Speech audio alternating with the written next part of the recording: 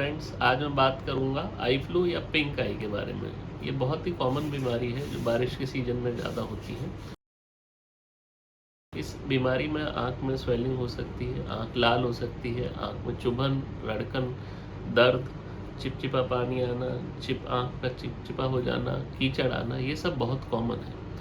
ये mainly micro organism के कारण होती है और ये एक तरह का इन्फेक्शन है। इसमें इन्फेक्शन के जो कारण हैं वो बैक्टीरियल या वायरस के कारण हो सकते हैं और कई बार और दूसरे माइक्रो ऑर्गेनिज्म होते हैं उनके कारण भी हो सकते हैं। अब हम बात करेंगे इसके बारे में, क्या प्रिकॉशन लें कि हमें ये इन्फेक्शन नहीं हो, या हो जाए तो क्या ट्रीटमेंट करें, क्या करना चाहिए।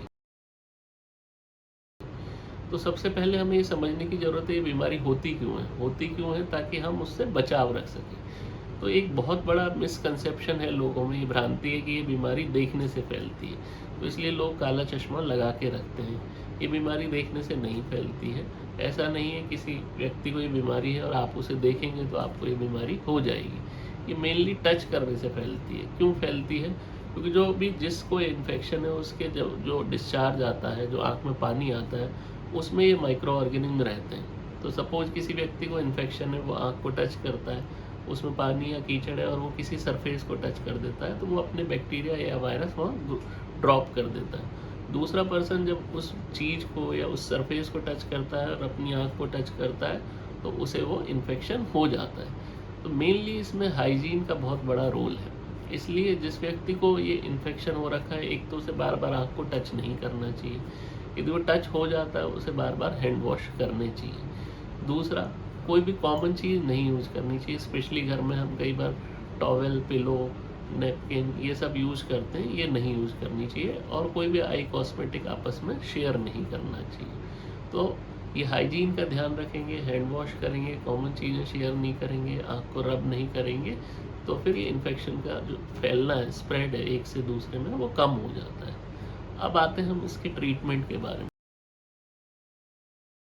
ट्रीटमेंट मेनली इसमें जो ट्रीटमेंट रहता है वो सिम्टोमेटिक रहता है। यदि ये वायरल है, बैक्टीरियल है, तो उसमें एंटीबायोटिक का रोल रहता है। साथ में हम सपोर्टिव ट्रीटमेंट में लुब्रिकेंट देते हैं और कुछ केसेज में कई बार जिनमें बहुत स्वेलिंग होती है हमें कुछ माइल्ड स्टेरॉइड देने पड़ते हैं। पर इसमें ये ध्यान रखने की ज़रूरत है कि जो स्टेरॉइड है वो दवाइयाँ वो बिना डॉक्टर की सलाह के नहीं लें, क्योंकि वो आँख में नुकसान पहुँचा सकती है। कई बार जो हमारे कॉर्निया है, काला हीरा, इस पर इन्फेक्शन होता है, तो इन्फेक्शन बढ़ सकता है, आँख में घाव हो सकते हैं। तो इसलिए चीज़ें ध्यान रखनी है। यदि दिक्कत हो तो अपने आसपास आँख के डॉक्टर को दिखाएं, उसकी सलाह से इलाज कराएं। दूसरा, जो लाल आँख है या पिंक आई है, तो वो कई और कारण से भी होती है। उसमें एलर्जी बहुत कॉमन है, यूवियाइटिस है, ग्लोकोमा है, और भी कई आँख की बीमारियाँ हैं।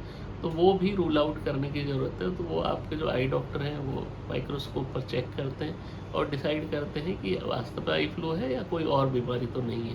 क्योंकि हर एक बीमारी का अलग ट्रीटमेंट है। कई में बीमारियों में स्टेरॉइड देना पड़ता है, एंटी एलर्जिक देनी पड़ती है।